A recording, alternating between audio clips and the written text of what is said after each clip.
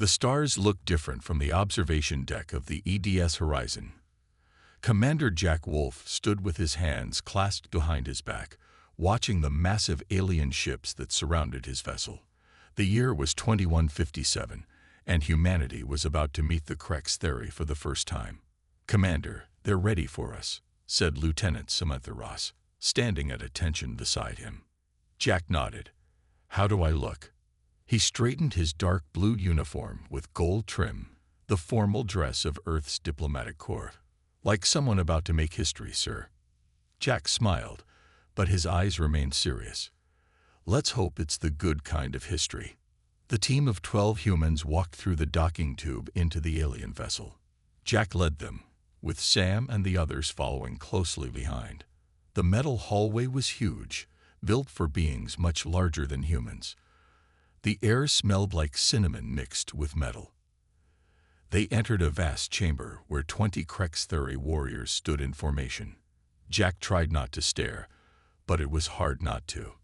Each alien stood nearly 8 feet tall with scaly purple-gray skin that looked like natural armor.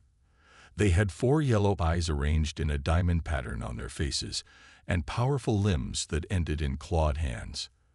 Their uniforms were simple but elegant, black material with silver symbols that probably showed their rank. One Krex theory stepped forward. He was even taller than the others, with deep scars running across his face. "I am General Voxstar of the Krex Theory Defense Force," he said in perfect English, his voice deep and rumbling. "We welcome you to the galactic community." Jack stepped forward and bowed slightly. "I am Commander Jack Wolf of Earth's Diplomatic Corps. We are honored to meet you and thankful for your welcome." The general's 4 eyes blinked in sequence. "You are smaller than we expected." A few of the Krex theory warriors made a chirping sound that Jack's translator identified as laughter. Jack kept his face calm. "We find that size isn't always the best measure of ability or worth." "Perhaps," said Voxstar, though he didn't sound convinced. "Come. We have prepared a welcome ceremony." The humans followed the aliens to another room where food and drinks were laid out on tables. On large screens around the room, images of Earth played: cities, oceans, mountains, and people. One screen showed the most recent Olympic Games. A human sprinter crossed the finish line in the 100-meter dash. "Is this your fastest runner?" asked a Krex theory officer, pointing at the screen. "Yes, that's Damon Miller. He's currently the fastest human alive," explained Sam. The Krex theory officer made the chirping laugh again. "He is very slow. Our younglings move faster." Jack watched as more aliens gathered around the screens, pointing and commenting. They showed particular interest in sports footage, military parades, and construction projects, all things that demonstrated human physical abilities. They used machines for such simple lifting tasks. One warrior asked, watching footage of a construction site. "Your weapons are so small," said another, examining images of human soldiers. General Voxstar approached Jack as the comments continued. "Your species has achieved space travel despite your limitations. That is impressive." Jack felt his jaw tighten, but kept his diplomatic smile. "Thank you, General. We've overcome many challenges throughout our history." "Yes, I'm sure you have." The general's tone made it clear he was just being polite. "We have much to discuss about your place in the galactic community. The strong protect the weak. This is the way of things." Jack understood the implication immediately. The Krex theory didn't see humans as equals. They saw them as something to protect or control. "We look forward to learning from each other," Jack said carefully. "Humans have many strengths that might surprise you." Voxstar's upper eyes narrowed. "Is that so? I look forward to seeing these surprises." As the welcome ceremony continued, Jack moved among his team, making sure everyone stayed calm despite the aliens' obvious disrespect. This wasn't going to be the straightforward diplomatic mission they had hoped for. The Krex theory clearly thought humans were weak, and in the galaxy as they knew it, the weak didn't get to make their own choices. Jack watched General Voxstar speaking with his officers, all of them occasionally glancing at the humans with what looked like amusement. "We have a problem," he whispered to Sam when they had a moment alone. "They don't respect us." Sam nodded. "What do we do?" Jack looked around at the powerful alien warriors. "We find a way to earn their respect. Somehow." 2 months passed on the Krex Theory station. The humans now had their own quarters, but they didn't feel at home. Every day brought new meetings, new talks, and new signs that the aliens saw humans as weak creatures who needed protection. Jack paced in the meeting room, waiting for the daily conference to begin. "This isn't working," he said to Sam. "Every proposal we make, they counter with one that puts Earth under their control." Sam nodded, her face tired from long nights of research. "They don't think we deserve to be equal partners." The rest of the human team filed into the room, followed by the Krex Theory officials. General Voxstar entered last, his tall form making the humans look like children beside him. "Commander Wolf," the general said, "let us continue our discussions about the protection treaty." Jack smiled politely. "Actually, General, we have something different today. Lieutenant Ross has prepared a cultural presentation about Earth's military history. We thought you might find it interesting." Voxstar's 4 eyes blinked. "Very well. We are curious about how your species has managed to survive with such limited natural defenses." The lights dimmed, and Sam stepped forward. "Throughout human history, we have faced overwhelming odds," she began, activating the presentation screen. "Yet time and again, brave men and women have achieved what seemed impossible." Images appeared on the screen. Ancient Spartans at Thermopylae, the outnumbered English at Agincourt, soldiers landing at Normandy. Sam told stories of human courage, cleverness, and determination. She showed clips of modern special forces training, of survival experts, and of regular people showing extraordinary strength in emergencies. This human lifted a car to save his child. One Krex Theory officer asked, pointing to one image. "Yes," Sam said. "Under extreme stress, humans can sometimes perform well beyond their normal physical limits. And these 300 Spartans held off a force of thousands." Asked another alien, sounding doubtful. "They did," Sam confirmed, using terrain to their advantage and superior training. At first, the aliens watched with interest. But as the presentation continued, Jack noticed something that worried him. The Krex Theory were exchanging glances. Some made that chirping laugh he had come to hate. When Sam finished, there was a long silence. Then General Voxstar spoke. "A fascinating collection of tales. Lieutenant Ross, your species certainly has a rich imagination." "Imagination," Sam repeated. "These are historical events, General." Voxstar made a dismissive gesture with his clawed hand. "Perhaps some are based on real events, but surely exaggerated over time. No species as physically limited as yours could accomplish such feats." One of the Krex Theory officers laughed openly now. "Their bones would break. Their muscles would tear. It is biologically impossible." Others joined in, making comments about human fairy tales and children's stories. Jack felt his face grow hot with anger, but he kept his voice steady. "I assure you, General, these accounts are accurate." Voxstar stood, towering over the humans. "Commander Wolf, we have been patient. We have listened to your proposals for equal partnership. But how can we treat as equals a species that must invent heroic myths to hide its obvious weakness?" The room fell silent.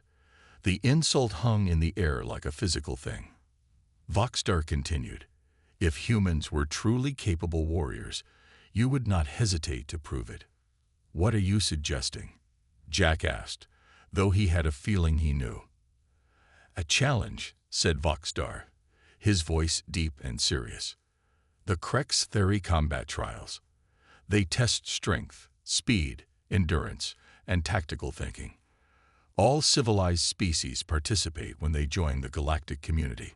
And if we accept this challenge," asked Jack, "if your champions perform well, we will recognize Earth as an equal partner. If they fail, or if you refuse." The general's 4 eyes stared unblinking at Jack. Earth will be classified as a protectorate world. For your own safety, of course. Jack felt the weight of the moment. This wasn't just about pride. It was about Earth's freedom.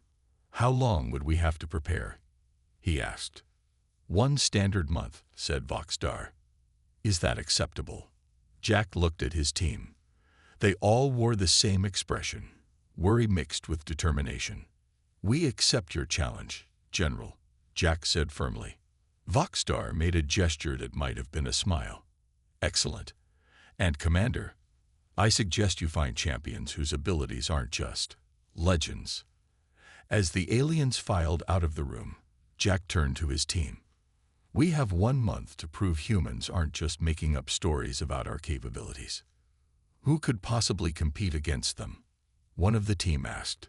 They're twice our size and 3 times our strength. The small ship landed on a private airfield in Montana. Rain poured down as Jack and Sam stepped onto the wet ground. Mountains rose in the distance, partly hidden by clouds. Are you sure about this? Jack asked, pulling his coat tighter against the cold. Sam nodded. His name came up when I searched through old military records. Most of the file was blacked out, but what I could read was impressive. They drove for an hour along empty roads until they reached a small cabin. Smoke rose from the chimney. A pickup truck sat nearby, covered in mud. This is it? Jack asked, looking at the simple wooden home. This is it, Sam confirmed. They knocked on the door. No answer. They knocked again, louder. Finally, the door opened. A man stood there, looking at them with tired eyes. He wasn't what Jack expected. He was average height, maybe 5'10", with gray hair and a beard. He looked to be about 45 years old. He wore jeans, a flannel shirt, and work boots. When he shifted his weight, Jack noticed he had a slight limp. Daniel Carter? Sam asked. The man narrowed his eyes. Who wants to know? Jack stepped forward. Commander Jack Wolf, Earth Diplomatic Corps. This is Lieutenant Samantha Ross. May we come in? It's important. Daniel studied them for a moment, then stepped aside. Make it quick. I've got work to do. Inside, the cabin was neat and simple. A fire burned in the fireplace. On the walls hung a few photographs of mountains and forests, but nothing personal. No military awards or family pictures. What's this about? Daniel asked, crossing his arms. Jack explained everything. The Krex theory, their mockery of human abilities, and the challenge that would decide Earth's fate. Daniel listened without speaking. When Jack finished, he shook his head. You came to the wrong person, he said. I'm just a rancher now. That's not what your file says, Sam replied. Most of it was classified. But I know you served in Marine Force Recon, and something called Unit 37. Daniel's face hardened. You shouldn't know about that. The rest was blacked out, Sam continued. But there were dates and locations. Afghanistan, North Korea. Places where amazing things happened that were never explained. Ancient history, Daniel said. He walked to the window and looked out at the rain. I left that life behind, for good reasons. We need someone like you, Jack said. Someone who can show these aliens that humans aren't weak. Daniel turned back to them. Why me? There are younger, stronger soldiers out there. We've recruited others, Sam explained. An Olympic athlete, a Navy SEAL, and a scientist. But we need someone with experience. Someone who's faced impossible odds before. Daniel smiled, but there was no humor in it. And what makes you think I've done that? Your file, Sam said. The parts I could read mentioned a mission in Sudan. You were the only survivor of a 12-person team. Yet somehow, you completed the mission. Daniel was quiet for a long time. Outside, thunder rumbled. Finally, he spoke. Those days are behind me. I'm not that person anymore. Earth needs you, Jack said simply. If we fail this challenge, we lose our independence. Daniel ran a hand through his gray hair. What exactly would I have to do? Train alongside our other selections, then compete in the Krex Theory combat trials, Sam explained. They're tests of strength, speed, endurance, and tactical thinking. Against aliens twice my size. Daniel asked. With that kind of strength? Yes, Jack admitted. Daniel shook his head again. You're asking me to do the impossible. That's exactly why we need you, Jack said. According to what little we found in your file, the impossible is your specialty. Daniel looked at them, then back out the window at the mountains he'd chosen for his retirement. He seemed to be having an internal debate. When do we leave? He finally asked. Right now, if possible, Sam said. We have less than 3 weeks before the trials begin. Daniel nodded slowly. Give me 10 minutes to pack. When he left the room, Jack turned to Sam. Are you sure about him? He's not exactly what I pictured. That's the point, Sam replied. The Krex Theory expect us to bring our biggest, strongest people. They won't see him coming. When they returned to the Krex Theory station 3 days later, a group of alien warriors watched as the humans disembarked from their shuttle. When Daniel limped down the ramp, the aliens made their chirping laugh. That is one of your champions, a Krex Theory officer asked, not bothering to hide his amusement. Yes, Jack replied calmly, one of our finest. As the aliens continued to laugh, Daniel kept his eyes forward, his face revealing nothing. The training room aboard the human ship was busy with activity. Daniel stood to the side, watching the other 3 team members who had been selected to represent Earth. Maria Diaz ran on a treadmill, her face showing no signs of tiring even after 30 minutes. She had won gold medals in 3 different Olympic events. Her body was lean and strong, built for both speed and endurance. Kyle Johnson, a Navy SEAL with 12 years of service, was lifting weights in the corner. His muscles bulged as he pushed himself through another set. He had the most impressive physical appearance of all the humans. Dr. Olivia Wright sat at a computer, studying videos of Krex Theory movement patterns. As a xenobiologist, her job was to understand the aliens' physical abilities and find any weaknesses. Jack entered the room and clapped his hands. Attention everyone. The Krex Theory have agreed to let us observe previous combat trials. This is our chance to see what we're up against. The team gathered in the viewing room as footage began to play on the large screen. They watched in silence as alien competitors faced brutal challenges.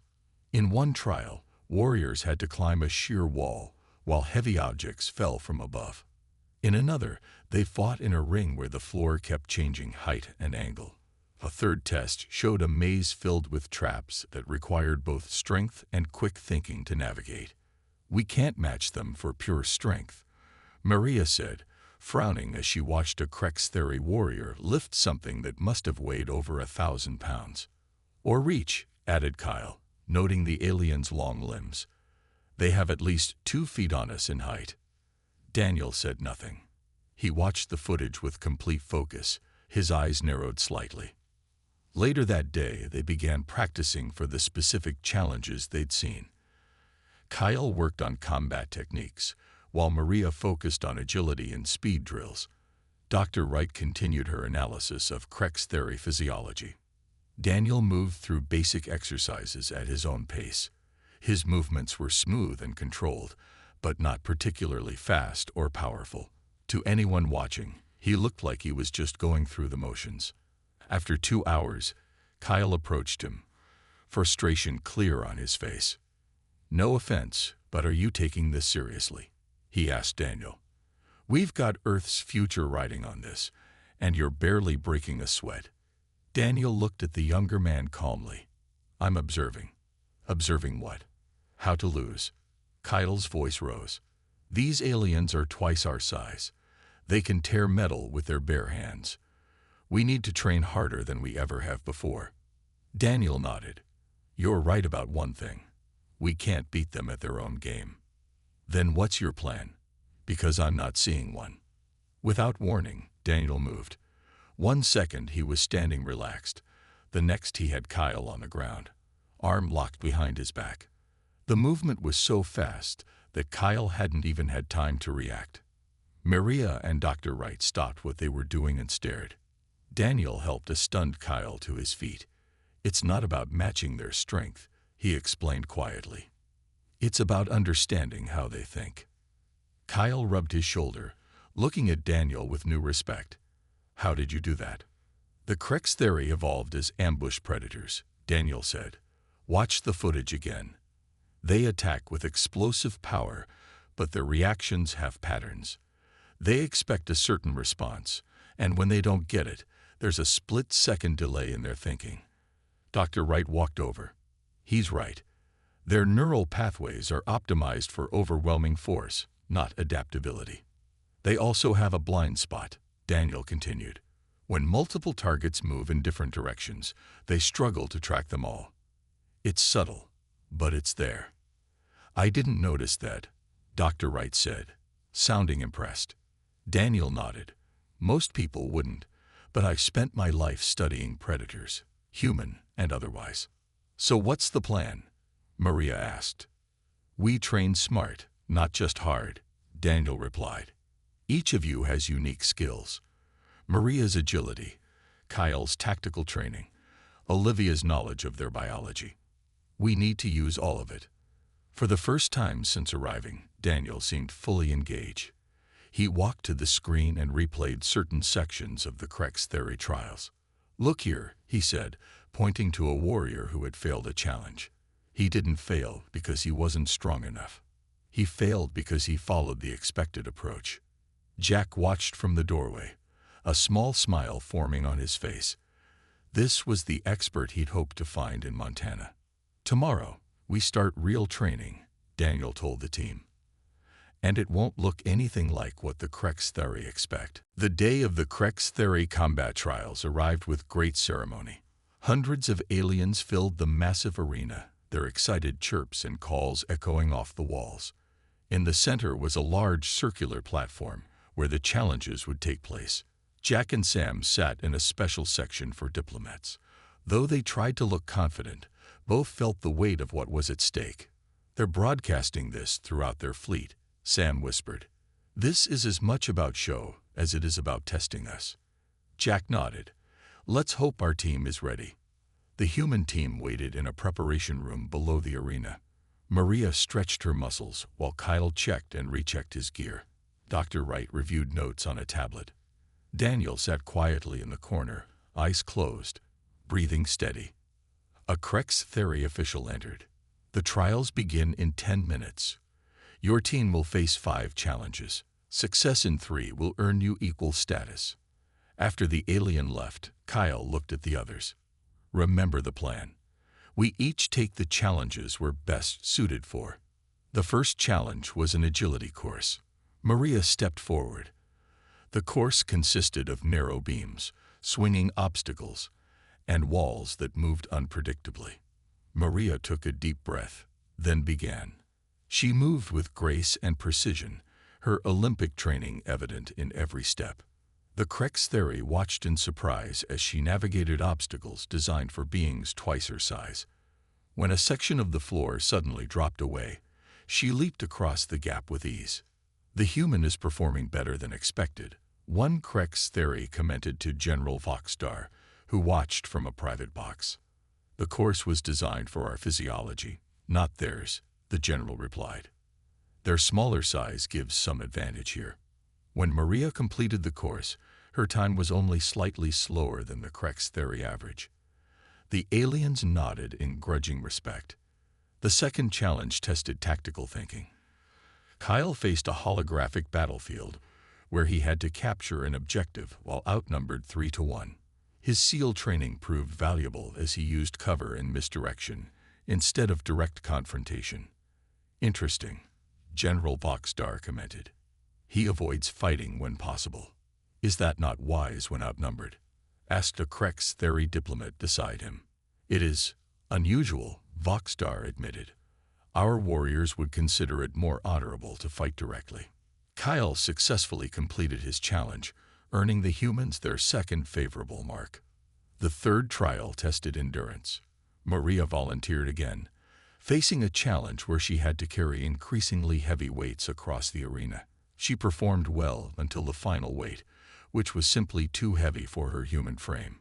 She struggled, muscles straining, but could not complete the task. For the first time, the Krex Theory audience made sounds of approval rather than mockery. They respected her effort, even in failure. The fourth challenge combined strength and reflexes. Kyle stepped forward, but during the trial, a heavy pendulum struck him from an unexpected angle. He fell hard, clutching his leg in pain. Dr. Wright rushed to examine him. "It's a fracture," she said. "He can't continue."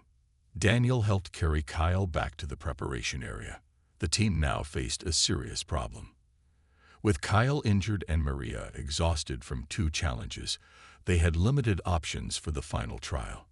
"I've been studying their reactions," Daniel said quietly to the team. "General Voxstar has been watching closely. He's still not convinced." "What do you mean?" asked Dr. Wright. "He's waiting for something spectacular," Daniel explained. "Something that proves the stories we told about human heroes weren't exaggerated." Maria looked at Daniel. "You've been holding back, haven't you?" During training, Daniel didn't answer directly. "The final challenge is combat against multiple opponents." "I'll take it." "Are you sure?" Dr. Wright asked. "You've seen how strong they are." Daniel nodded. "It's time they learned what humans are really capable of." As Daniel prepared to enter the arena, General Voxstar's voice boomed over the speakers. "The human team has shown some skill," he announced to the crowd, "but nothing that supports their legendary tales of heroes facing impossible odds. Perhaps such stories are merely fiction after all." The Krex Theory audience chirped with laughter.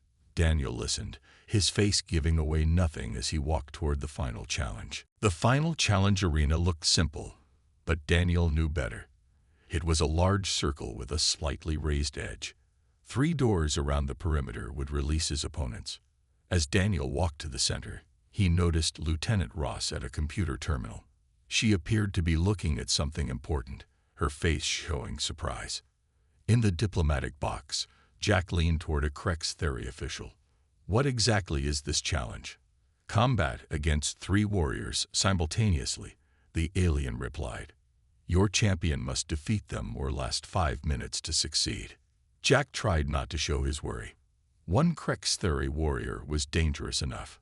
3 seemed impossible. General Voxstar stood and addressed the crowd. "For the final trial, the human will face 3 of our junior warriors in combat." He looked down at Daniel with 4 unblinking eyes. "If their legends of exceptional warriors are true, this should be a fair test." The crowd made sounds of amusement. Junior warriors were still in training, but each stood over 7 feet tall with powerful muscles. Daniel rolled his shoulders and stretched his neck. The slight limp he had shown since arriving was suddenly less noticeable. A horn sounded, and the 3 doors opened. Krex Theory warriors stepped out, each carrying a staff-like weapon. They spread out, surrounding Daniel. "Begin," called General Voxstar. The first warrior charged, swinging his staff in a powerful arc. The crowd expected to see Daniel crushed or thrown across the arena. Instead, something remarkable happened. Daniel moved with a speed no one had seen from him before. He sidestepped the attack and used the warrior's momentum to send him stumbling forward. In the same fluid motion, he ducked under the second warrior's staff and swept the alien's legs from under him. The crowd fell silent in shock. "What just happened?" someone whispered. The third warrior approached more cautiously, circling Daniel. The human stood relaxed, watching with focused intensity. When the warrior lunged, Daniel again moved with incredible speed, seeming to anticipate the attack before it happened. In the diplomatic box, Jack couldn't help smiling. He was holding back all this time. Sam rushed in, holding a tablet. "Commander, I found his complete file. You won't believe this." Jack took the tablet and read quickly. His eyes widened. "This can't be real." "It is," Sam confirmed. "He wasn't just Force Recon. He was part of a classified unit that handled impossible missions. They called him the Ghost because he could appear and disappear like one. Below, the battle continued. The Krex Theory warriors were now attacking together, coordinating their movements. They expected this to overwhelm the human. Daniel seemed to flow between their attacks like water. He never tried to match their strength directly. Instead, he redirected their force, used their size against them, and attacked pressure points Dr. Wright had identified in their anatomy. One warrior fell to a precise strike to a nerve cluster near his throat. The second lost his weapon when Daniel struck his wrist at exactly the right angle. The third found himself on his back when Daniel used the alien's own movement to throw him. The arena was completely silent now. No one had expected this. General Voxstar stood rigid, all four eyes focused intently on the human. "He's not using strength," Sam explained to Jack. "He's using knowledge, timing, and precision." The final warrior charged in desperation. Daniel sidestepped, caught the alien's arm, and used a simple leverage technique to send the much larger being crashing to the ground. The warrior lay still, stunned by the impact. All three Krex Theory were defeated. The fight had taken less than 4 minutes. Daniel stood in the center of the arena, breathing only slightly harder than normal. He looked up at General Voxstar with calm eyes. The entire arena remained silent. The Krex Theory had never seen anything like this. A being half their size had defeated 3 warriors without relying on strength or technology. "Impossible," whispered a Krex Theory diplomat. "No," Jack replied, "just human." General Voxstar slowly rose from his seat. His face was unreadable as he looked down at Daniel. "Your champion will approach," he commanded, his deep voice echoing through the arena. Daniel walked toward the general's position, still showing that slight limp. Many in the crowd now wondered if even that had been part of his strategy, appearing less capable than he truly was. As he approached, General Voxstar's expression changed from shock to something harder to read. It might have been the first stirrings of respect. The arena remained silent as Daniel stood before General Voxstar. Even the other humans held their breath, unsure what would happen next. The general towered over Daniel, his massive frame making the human look small by comparison. "How?" Voxstar demanded, his deep voice carrying across the hushed arena. "Your species is physically weaker by every measure, yet you defeated 3 of our warriors." Daniel remained quiet for a moment, his eyes steady as he looked up at the alien general. The Krex Theory and humans alike waited for his answer. "Humanity doesn't create legends, General," Daniel finally said, his voice clear and strong enough for everyone to hear. "We survive them." The general's 4 eyes blinked in sequence. "Explain." "Our greatest warriors aren't born," Daniel continued. "They're forged through hardship, sacrifice, and the will to protect others at any cost. Every story you mocked was paid for in blood." Daniel held up his hands, showing scars that crisscrossed his palms and fingers. "These aren't from training exercises or controlled battles. They're from fighting when there was no hope of victory, but giving up wasn't an option." The general studied Daniel's hands, then looked back at his face. "You speak as one who has faced true combat." "More than I care to remember," Daniel replied quietly. Voxstar turned to address the crowd. "The human has proven his skill in our trials. But I wish to understand something." He turned back to Daniel. "Your leaders sent an injured, older warrior instead of your strongest. Why?" "Because humans learned long ago that strength alone doesn't win battles," Daniel explained. "Experience, wisdom, and adaptability matter more." "And the limp? Was that deception?" Daniel shook his head. "No, it's real. The result of a mission where everyone else died. I completed the objective and walked 50 miles through mountain terrain with a shattered leg to reach extraction." A murmur went through the crowd. Even with their advanced medicine, such an injury would have crippled most Krex Theory. "Why would you do this?" Voxstar asked, genuine curiosity in his voice. "Because others were counting on me," Daniel said simply. "Just like Earth is counting on us now." General Voxstar was silent for a long moment. Then, to everyone's surprise, he lowered himself to one knee, bringing his eyes level with Daniel's. "In all my years," the general said, "I have never seen combat skills like yours. Your victory today was not due to luck or trickery, but mastery and discipline beyond what I thought possible for your kind." Then, in a gesture that shocked the entire arena, General Voxstar bowed his head to Daniel. "The Krextheri acknowledge humanity as worthy allies," he announced, his voice echoing through the arena. "Your legends, it seems, were not exaggerated after all." The arena erupted in a strange mixture of Krextheri calls and human cheers. Jack and Sam embraced in the diplomatic box, while Maria and Kyle celebrated with Dr. Wright. 1 week later, Daniel packed his small bag aboard the human ship. The new treaty between Earth and the Krextheri had been signed that morning, recognizing humans as equal partners in the galactic community. "You're really going back to Montana?" Sam asked, watching him from the doorway. Daniel nodded. "The cabin needs some repairs before winter." "You could have any position you wanted now," Sam said. "You're a hero."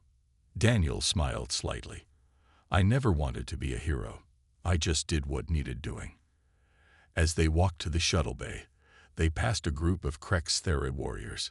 To Daniel's surprise, they stopped and placed their fists over their hearts in a gesture of respect. "They've been studying our military history for the past 3 days," Sam explained. "They're not mocking it anymore."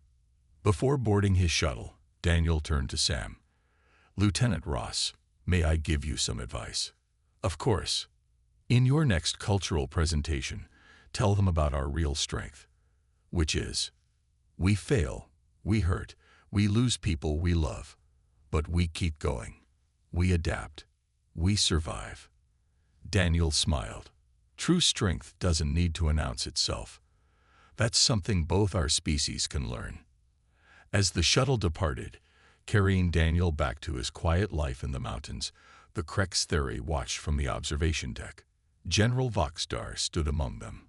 "I underestimated them," he admitted to his officers.